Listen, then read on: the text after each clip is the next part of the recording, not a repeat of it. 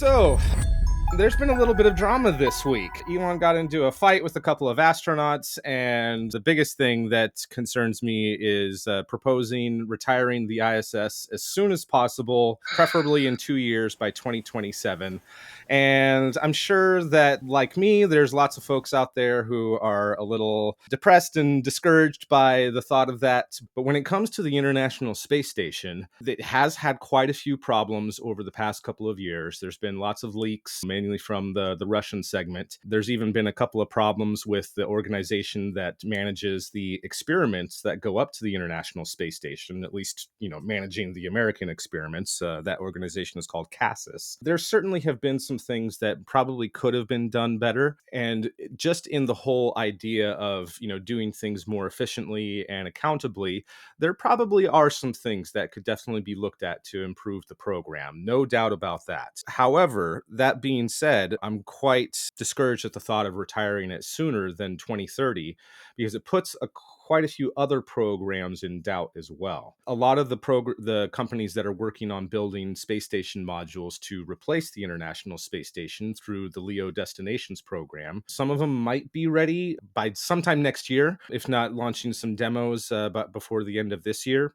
I don't think any of them are going to be ready to start taking over any sort of major operations in 2027 if this plan does come to pass. I don't know how you guys feel, but the only way that I would be okay with that sort of plan is if we have something to replace it and give those NASA folks something to do, basically. I would have two requirements for deorbiting the ISS, and the first would be something to replace it, or a plan at least with a solid schedule. Engineers have thought out all of the steps, and they've got manufacturing facilities available and waiting. Like, all right, we're going to deorbit in 5 years, and we've already got a company started, and they're bending metal to be able to have something in place, in hand, to be able to make that transition from no ISS and no space station to they've got to cross paths at some date and not have this big valley in between. Number two is the organization that is going to support that into the future. It's all well and good to say that we've got, Vast and whoever else that are going to make things to go up there, but we need something in place that kind of wrangles all these together. Now, it doesn't have to be NASA. And I want to make that clear. It does not have to be NASA, although that is what NASA, I believe, should be doing, is coordinating all of these different various aspects of engineering and research and science and humanities and all that. But something needs to be able to regulate all of these things and make the decisions about where each participating company should point their efforts. And they should all have a long-term plan and somebody in place in order to be able to make decisions and keep everybody on track and have penalties for being late and things of that nature. Absolutely.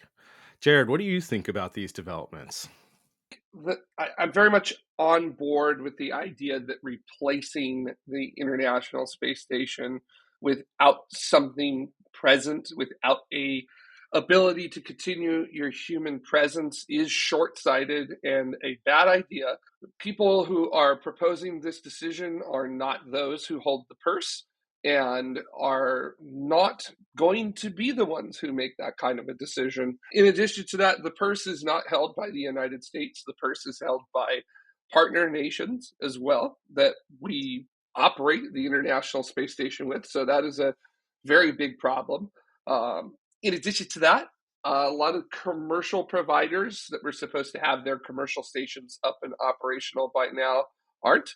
And obviously, hashtag that's aerospace. So in the grand scheme of things, you could grandstand all you want, you could throw dates out all you want, but ultimately, if you're not the one who gets to make the decision, you don't get to make that decision.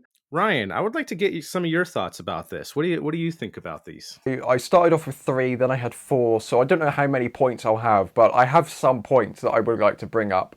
The first one is the ISS is older than its launch date, right? The US side, a lot of that started construction back in the Space Station Freedom days, the 1980s. A lot of the Russian side started construction back in the Mir 2 days, right back when it was the Soviet Union we were talking about, right? So a lot of the stuff on board the ISS isn't 27 years old, it's older, right? So it does make sense why we want to retire this station one day, because it's not young, to put it nicely. It's not young. It's been up there for a fair little while on Earth. The next point I wanted to mention is that I don't think leaving or deorbiting the ISS before we have an operational replacement is a good idea.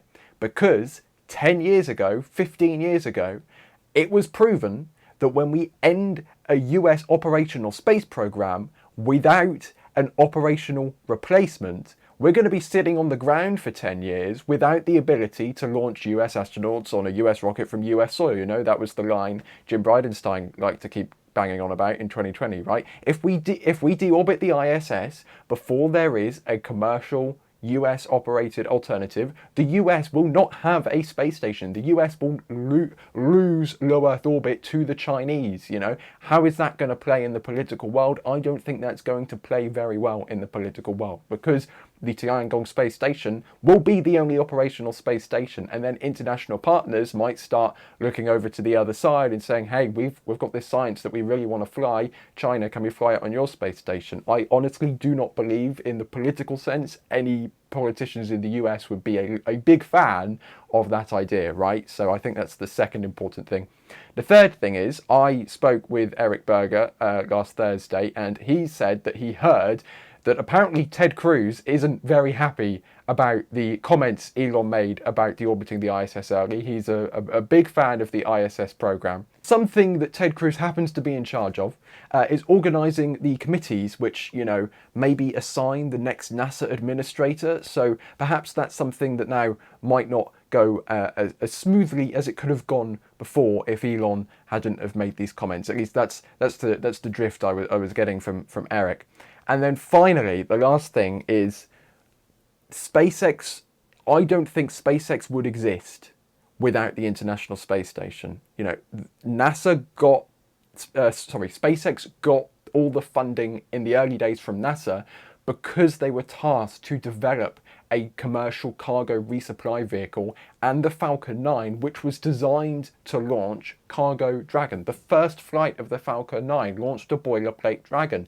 SpaceX would have completely died off, in my opinion, in those early days had NASA not supported them through the commercial cargo and subsequently the commercial crew program, both of which launched to the International Space Station.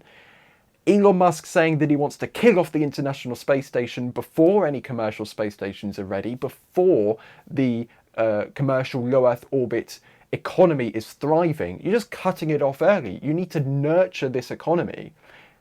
And it kind of seems, this is pure speculation, but Elon Musk, who founded and is the chief of the most successful rocket launching company in history, saying that we should scrap the ISS, which is nurturing the current low Earth orbit economy, it just kind of seems like he wants to kind of cut everything off for everyone else and just leave SpaceX to be the only big space company that there is, right? At least that's how it kind of seems to me.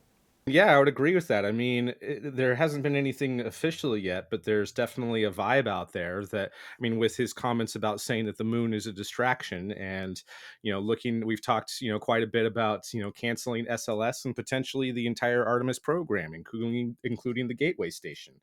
And as much as I would like to see us go to Mars, I don't want it to be at the expense of everything else. Yeah, and there's definitely something to be said about not biting the hand that feeds you. So you kind of don't want to do that. It is a matter of public record and a multitude of big pressers, with Elon saying that SpaceX would not exist without NASA. So kind of figure you might want to retain a customer that kind of works really well with you there. So just kind of saying. Something else I do want to bring up is that we are lucky that the ISS is still around. It was supposed to have been deorbited already in 2020, and we've kept delaying it and pushing it back, beyond the warranties that everyone said that it would work well. And sure enough, after that, problems started happening. And so we are lucky that it's still even around, but I think a lot of us had kind of got this in our head of 2030s. And even Russia, kind of dragged their feet of, continuing their commitment. Right now, it's officially 2028, but they've talked about, continuing it on, all the way to 2030, especially since, the Zvezda module is so critical to being able to raise its orbit and even deflect pieces of space junk, every so often whenever they have emergencies like that. Not emergencies, but you know what I mean, warnings. It's okay, Mike. We bought the extended warranty. Is that what all those lobbyists were for? We're here to sell you an extended warranty. I could just hear a Crew Dragon docking, and then they open up the hatch, and there's just a tape recorder inside. We've been trying to reach you about your extended space module warranty. That's great.